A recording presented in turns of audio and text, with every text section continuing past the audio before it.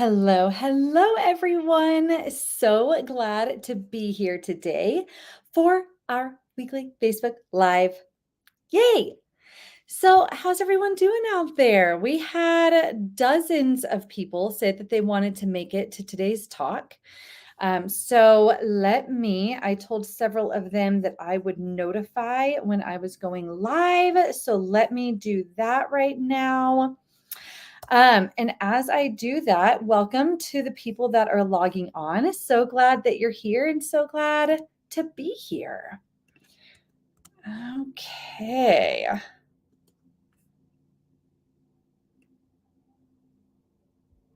All right.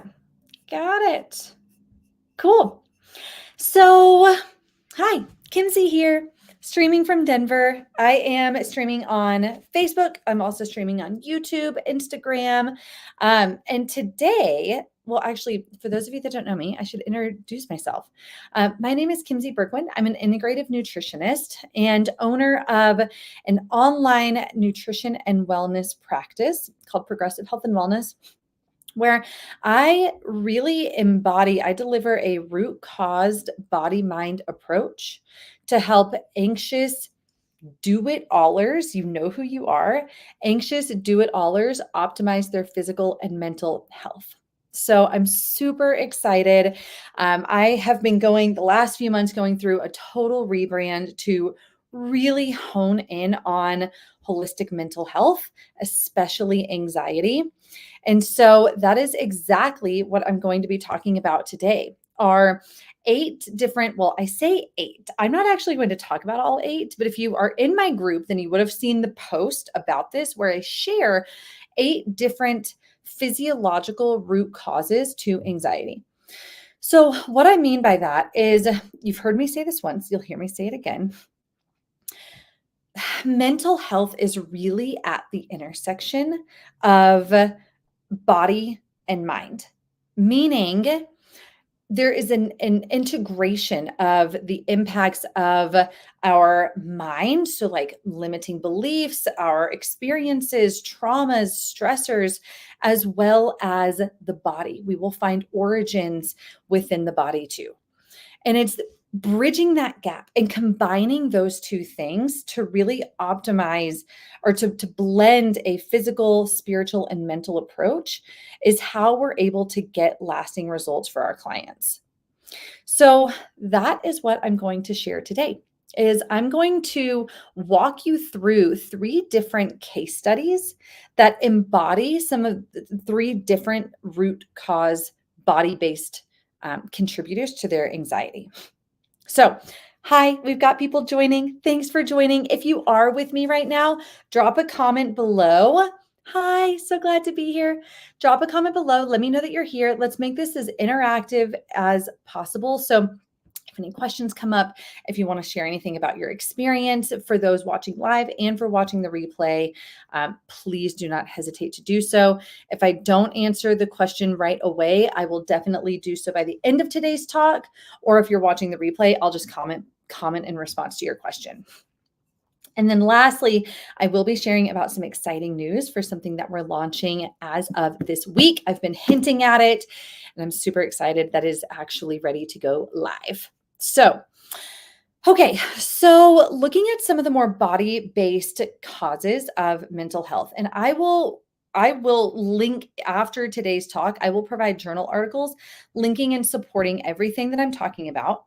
But I am going to talk about first the role of nutrition. So I'm going to share with you Lisa's story because Lisa's story really embodies the significant and sometimes sneaky impact that food and nutrition, specifically food sensitivities and nutrient deficiencies, can have on anxiety and panic attacks in this case. Then I'm going to share Sarah's story. I'm looking at my notes. Then I'm going to share Sarah's story because her story embodies the connection between the gut and the brain, really talking about the gut microbiome, the gut-brain axis. And then number 3, and lastly, I'm going to share Lindsey's story because Lindsey's story really embodies the role of nervous system regulation and the toll that a hypervigilant nervous system can have on our mental health. So, Gabe, it's so good to see you. Oh, I'm so glad you're here. And thanks for the kind words. Thanks for being here and thanks for commenting. Okay, so let's start with Lisa's story. Lisa came to see me actually for the first time 6 years ago. And then we reconnected again recently. She had finished the program. We worked together for about a year. She had finished the program. She was thriving. And then she came back because she went through a lot of different stressors. And she was like, all right, I need to get back on track. So what initially brought Lisa in 6 years ago was anxiety and panic attacks. She was taking Xanax every other day, every few days, at least several times a week to manage the anxiety. She was getting panic attacks several times a month. It was affecting, her sleep. She wasn't sleeping great. Obviously, her quality of life wasn't great. Lisa is she's a business owner. She's a mom. She had a lot of different types of stressors going on in her current life. She was trying to scale her business. She had also experienced some childhood traumas. And so she had other health issues too that brought her in, but the anxiety and panic were the biggest things. And then we also, once we got a little deeper underneath the hood, we discovered that her digestion wasn't great. She was having normal bowel movements, but she had some acid reflux. She had some joint pain. She wanted to lose weight and she had fatigue. And then, like I said, the insomnia. So I wanted to share Lisa's story because we made profound progress within the first 30 days, the first month. And what we did, we started off with one of our foundational pillars, and that is nutrition. So we started Lisa on an anti-inflammatory therapeutic diet. Our approach was a paleo-Mediterranean blend. So we removed some of the key offenders like gluten and dairy, soy, corn, and sugar, and processed foods. And then really encouraged whole nutrient dense foods. We talked about some intermittent fasting techniques. We talked about low glycemic eating and ways for balancing her blood sugar. And then, like I said, some recipes and product recommendations and menu planning, whole 9 yards, so that she could really get the most out of her diet, nutritionally speaking. So we started off with that. We then tested food sensitivities. So I love the mediator response test, or MRT test, for testing food sensitivities. This came back with a few other additional foods. Interestingly, the foods that I just listed off were also on that list that came back reactive for her. But those foods, I started off with the therapeutic diet, the gluten, dairy, etc., because those are the most common offenders, especially when talking about mental health. And I'll talk about, I don't know if I'll get to it today necessarily, but I can probably talk a little bit about it when we talk about Sarah's story too, and gut health, and the impact that those foods have on our gut microbiome's diversity, and the integrity of our gut lining, which, by the way, mirrors the blood-brain barrier. That's one of the kind of features of the gut-brain axis, if you will. Leaky gut equals leaky brain. So nonetheless, with Lisa, we started her off on, like I said, anti-inflammatory diet, tested food sensitivities, and then some baseline supplements. We did a really comprehensive multivitamin. We supplemented with additional magnesium and additional B vitamins and omega-3s and vitamin D. And that was another test that we ran. So right now, as we're tailoring our approach to anxiety and mental health, I've actually put together a full comprehensive blood panel with that focus, completely focused on mental health. So we look at an expanded thyroid panel, an iron panel, nutrients like copper and zinc and B vitamins and magnesium. We look at blood sugar patterns, metabolic patterns, and more to see, really start putting together the pieces of the puzzle. And so we had run a similar panel for Lisa back then, and we noticed several nutrient deficiencies: magnesium, B vitamins, and vitamin D. So, like I said, we put Lisa on this anti-inflammatory diet. We provide all the resources that she needs for that. And then we check in 2 to 3 weeks later.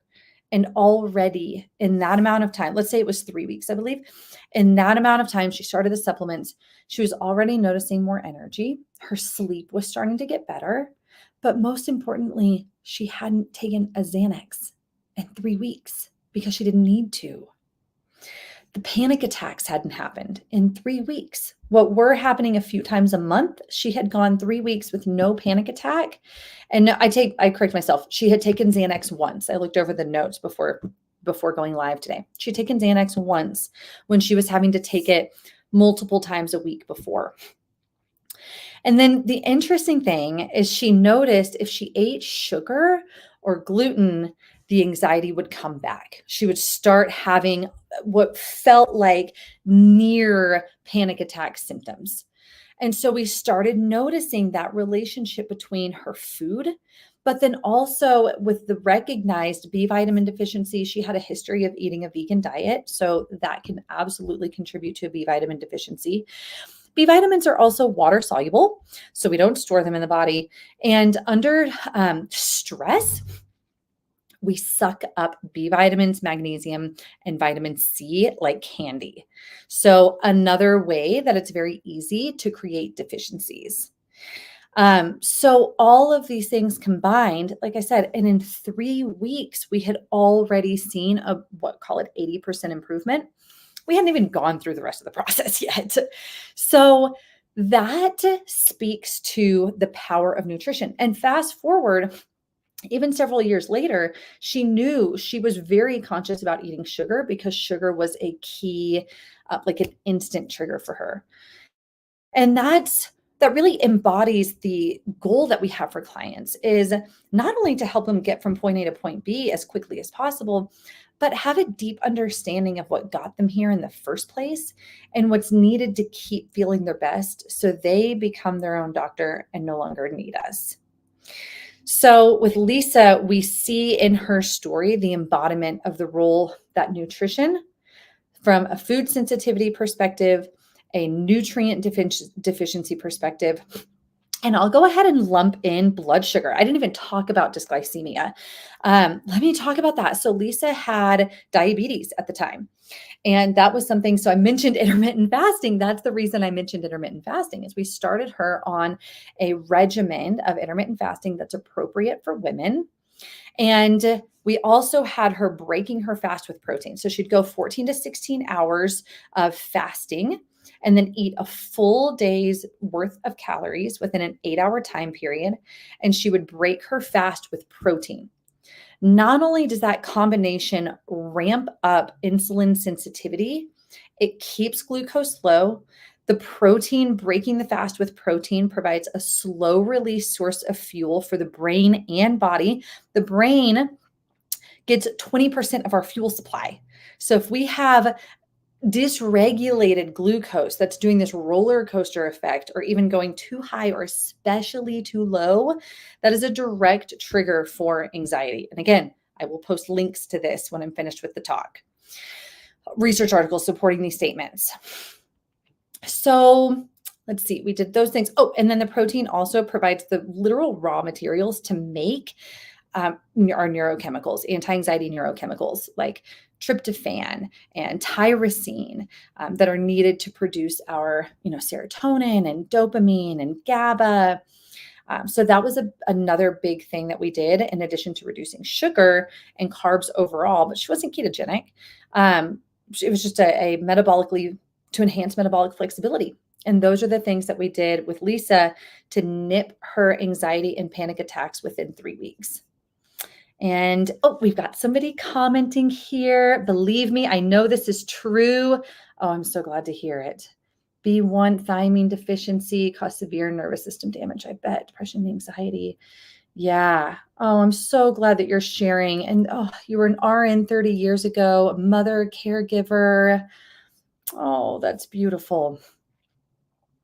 I did much of what you're saying and I'm doing much better. Yay. Thank you so much for sharing. I really appreciate you sharing, Jane. Hi, Jane. And not only that you're sharing, but that to validate this, that I'm not just making it up, but to validate it and that it's working. And thank you so much for being here and for sharing this with others that need to hear it too. Okay, so that's Lisa's story. Next, let's talk about Sarah's story. So Sarah came to see me 2020, and she had come in for a lifelong struggle with anxiety, depression, and addiction. But to tout her horn, she had been sober for, I think, over a decade at this point. She had experienced her fair share of emotional traumas, both in childhood and then before we started working together. She'd lost loved ones. She had been in challenging relationships, challenging marriage.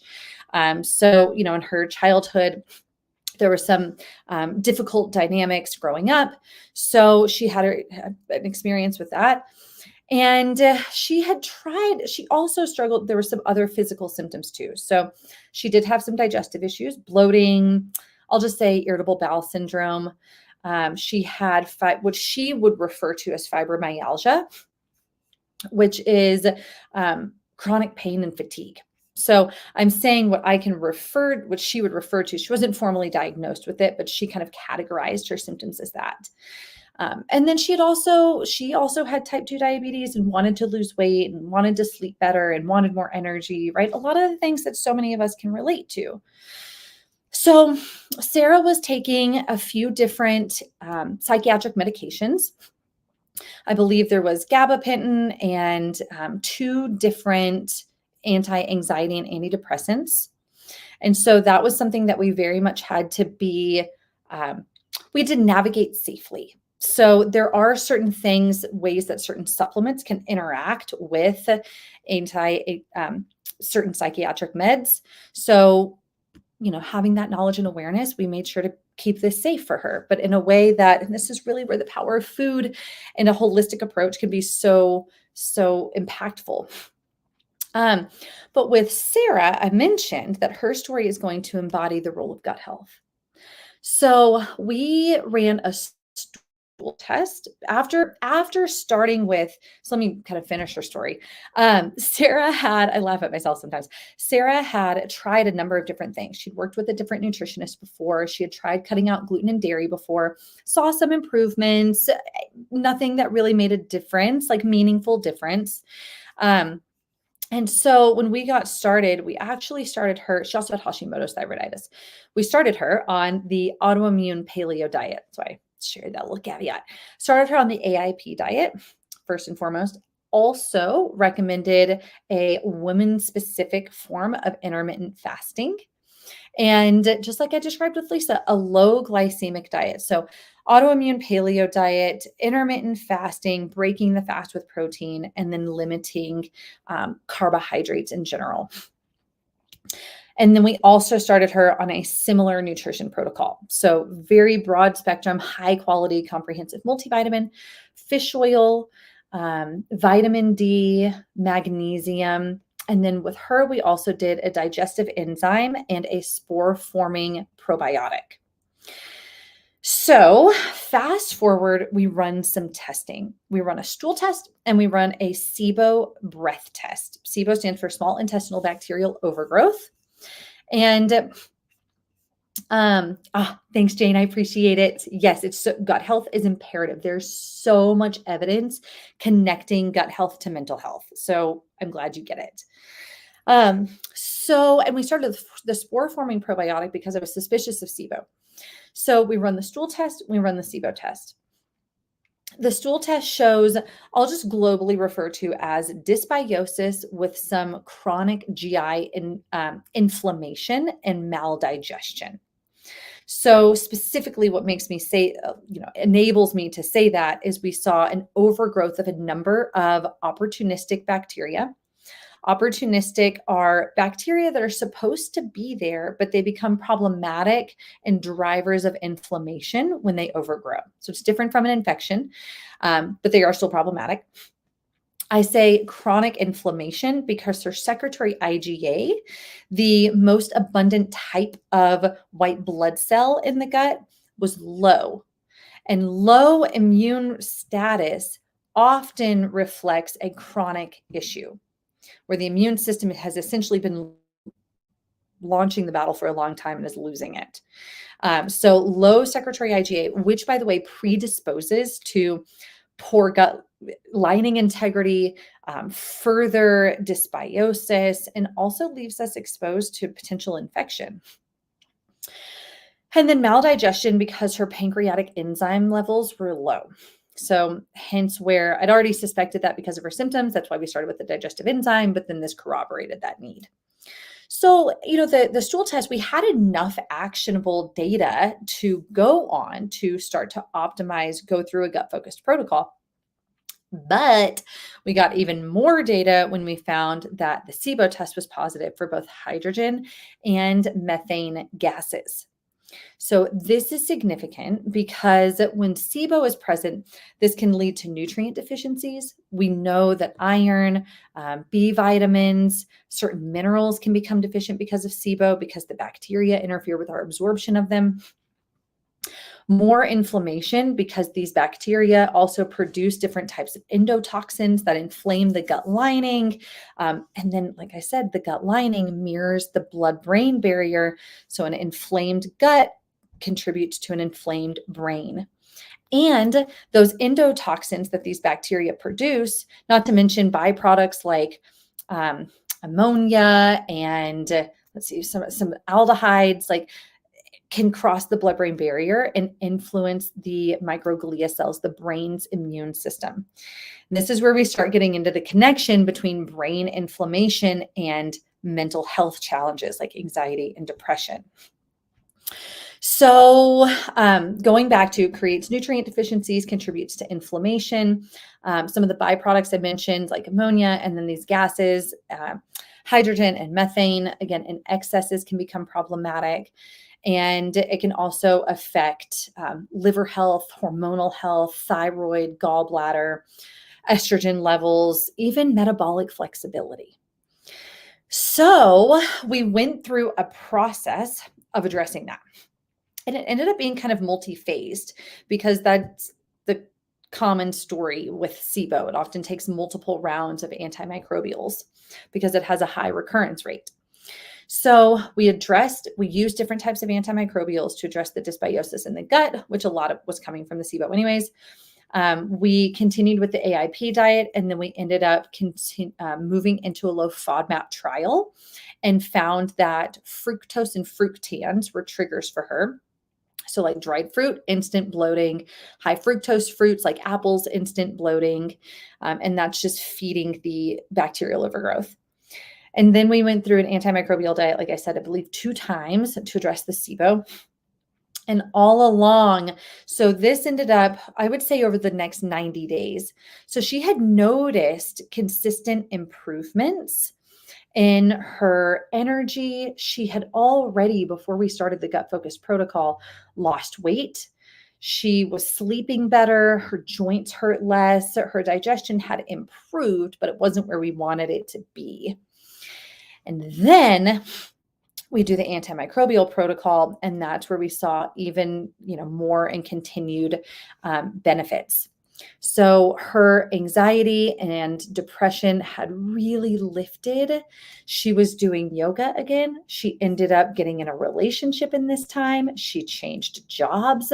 She went to visit her sister who lives in a different state. They went hiking for the first time in like years. She was really coming alive. She did a Facebook post, kind of a Facebook post testimonial, and she had a before and after picture, and it looked like a different person, first of all, but she was talking about how she even went skydiving. So again, she was really coming to life and not feeling like she was being hindered by her mental health.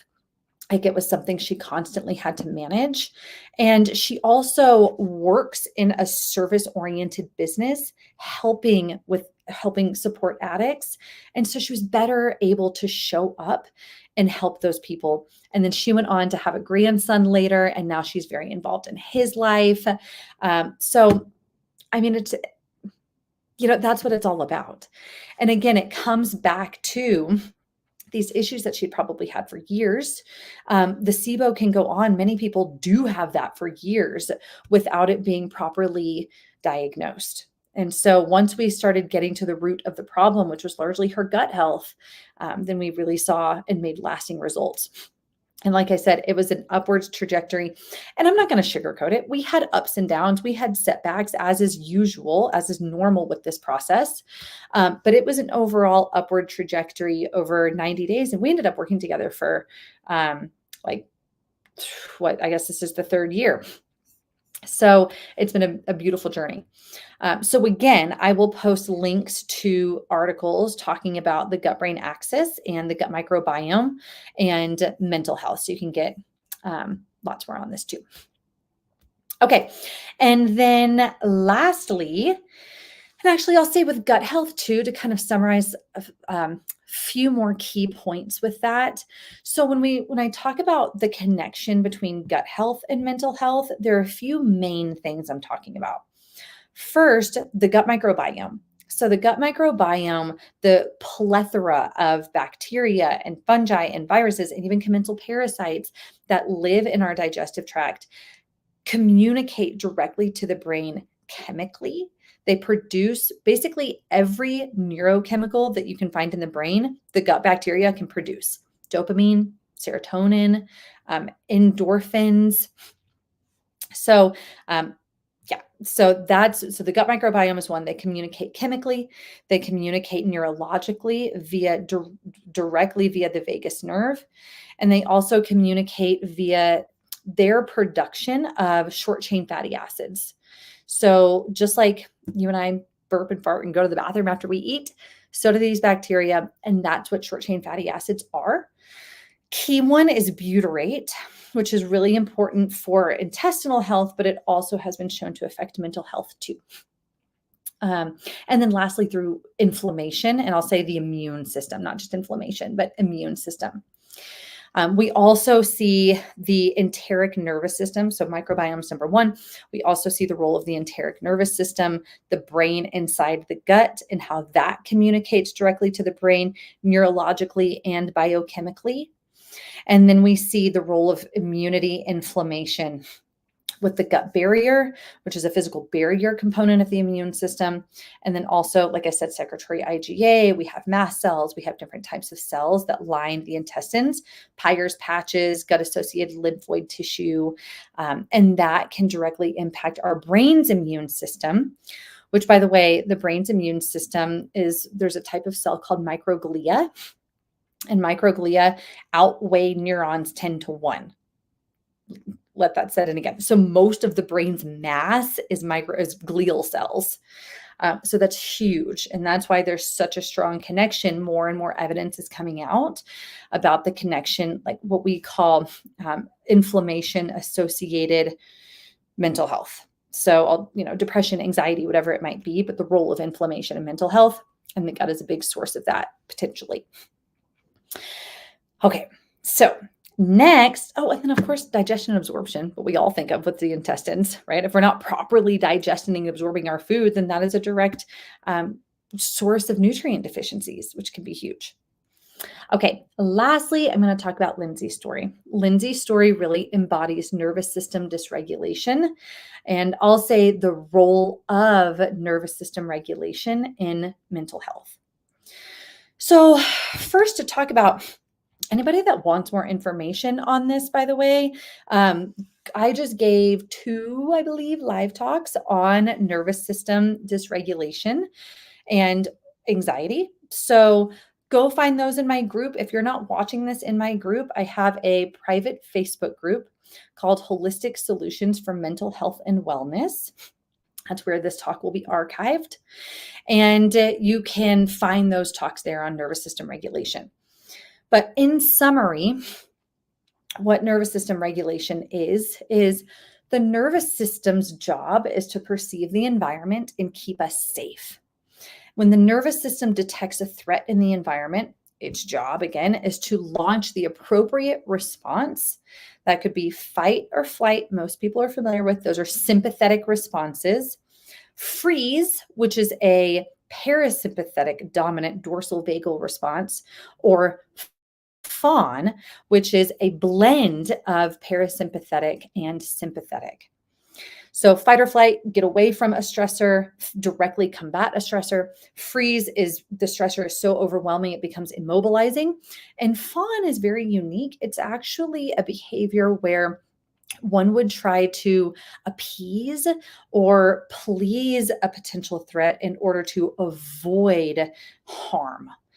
So we'll see the fawn response more in people that have experienced um, adverse childhood experiences. And it's almost a learned behavior, like I said, in a way with the intention to appease a threat, to appease, whatever the appropriate usage of that is, in order to avoid harm. So again, going back to nervous system's job, launch the appropriate response in response to that threat, and then return fully back to homeostatic baseline. This is what I'm describing here is controlled by what's called the autonomic nervous system. The autonomic nervous system is divided into the sympathetic nervous system and then the parasympathetic nervous system. And within the parasympathetic nervous system, according to polyvagal theory, there is the dorsal vagal, which is that freeze, like shutdown response to stress. And then there's the ventral vagal, which is that true homeostatic resting baseline, social engagement, calm, relaxed, open, trusting. So what happens in nervous system dysregulation is when we get stuck in the threat loop. And rather than returning fully to baseline and closing that threat response, we don't return to baseline and we're stuck responding to the threat, even if the threat is no longer there. We're responding to a past threat in the present moment, even if the threat is no longer there. And so when I say we respond, the nervous system quite literally mobilizes neurological, biochemical, immune processes to fight this perceived threat. So trauma is a spectrum, right? Trauma is anything that changes your physiology, and it is not thought in the mind, it is stored in the body. And nervous system dysregulation is how. So you can imagine if our nervous system is always responding to perceived threats, that's a very anxious place to be. And so that is how, like neurologically, biochemically, hormonally, immune system, right? We even see changes in the integrity of the gut lining and the microbiome, digestion, absorption, like it spreads and cascades from there. So that is how that's essentially the connection to anxiety in a nutshell. So what the process becomes is teaching your nervous system through both psychology and physiology that it is safe. Teaching it, giving it the tools, the psychological, the physiological tools to return fully to baseline. And there are a few different ways to do that. Breath work is huge. Different mantras and personal narratives are huge. Physical movement, like playful, enjoyable physical movement, like dancing or gardening or hiking. Positive social engagement. So being around people that you feel seen by, that you feel safe with.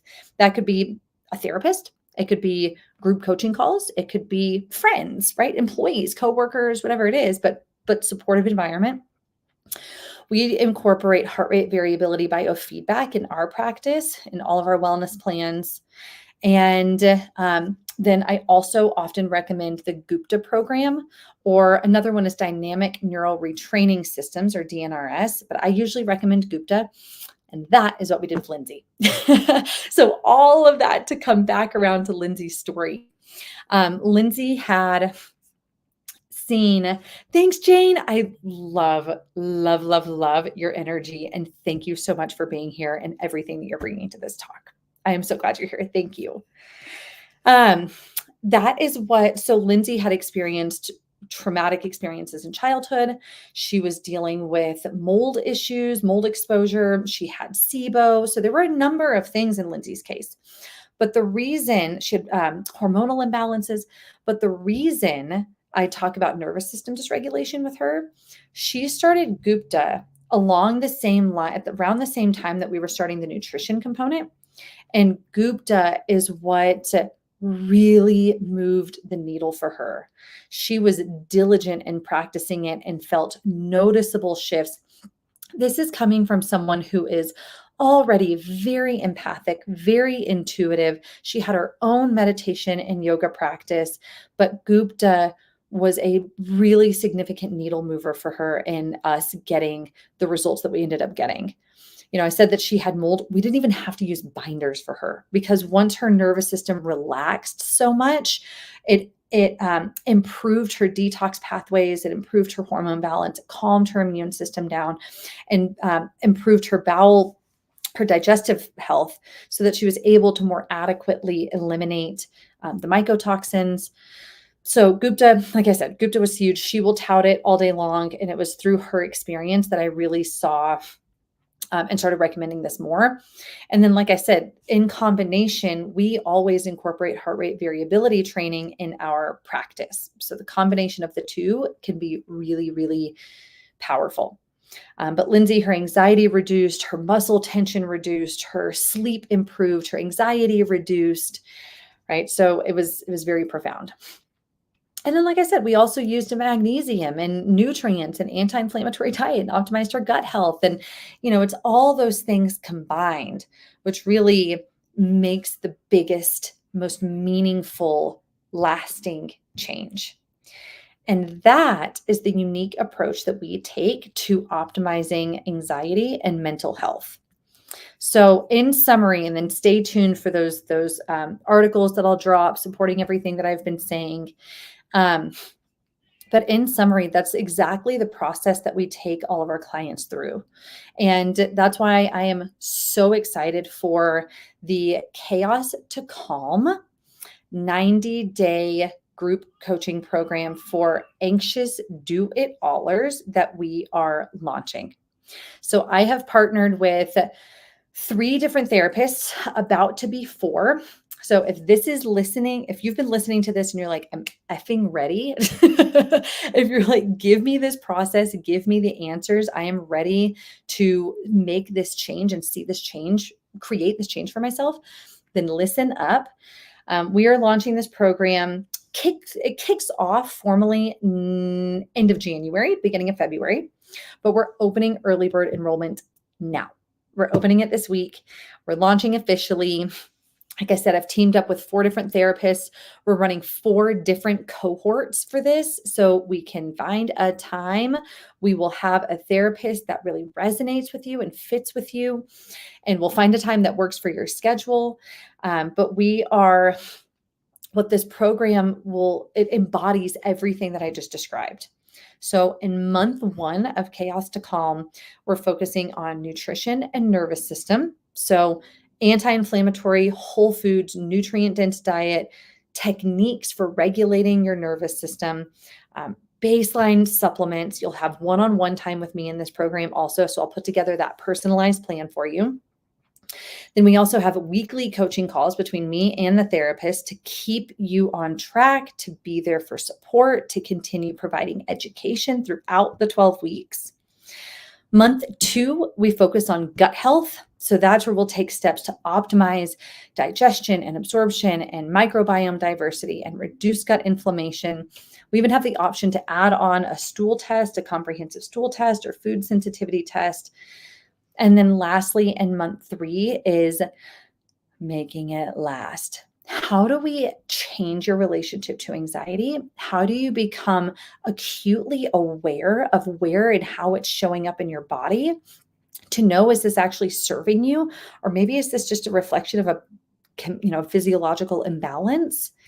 And how do you carry forward the benefits beyond the program? Because the program would not be considered a success if it stopped working when you stopped the program, right? So we have a whole month dedicated to that. So I will be dropping the link. I'll drop it in the comments here. Stay tuned. The information is going to be trickling out in this group and on my Facebook page, Facebook profile at Kimsey Berkwin throughout the rest of the week through January. The early bird enrollment special is through January 1st. After January 1st, the price will go up, or if we reach capacity. So in our cohorts, we are limited to the number of people that we can accept. So if we reach capacity, then we will close the doors. So definitely, book your spot in as soon as possible. If you want to learn more about the program, drop a comment here. Shoot me a message directly. We can set up a call, talk more about what you're experiencing, what you're looking for, and decide together if the program's a good fit for you. And if it is, wonderful, we'll get you enrolled. If it's not, that's okay too. There may be another way that we can help that may be a better fit in working together. All right, everyone. That covers it. I hope this was helpful. If you enjoyed this today, next week, I will be going live talking about 5 signs that gut health is contributing to your anxiety. So I'm going to go a lot deeper into that topic. And then I go live every Monday. So hope to see you here another time. Thanks so much for being here. Again, drop a comment if you have any questions or want to share anything. And Jane, again, so thankful for you and your feedback, your engagement today. Thank you. Sadigu, thank you so much for being here too. I hope I said your name right, but I'm really appreciative that you're here also. All right. Thanks so much, everyone. Have a great rest of your day. Bye.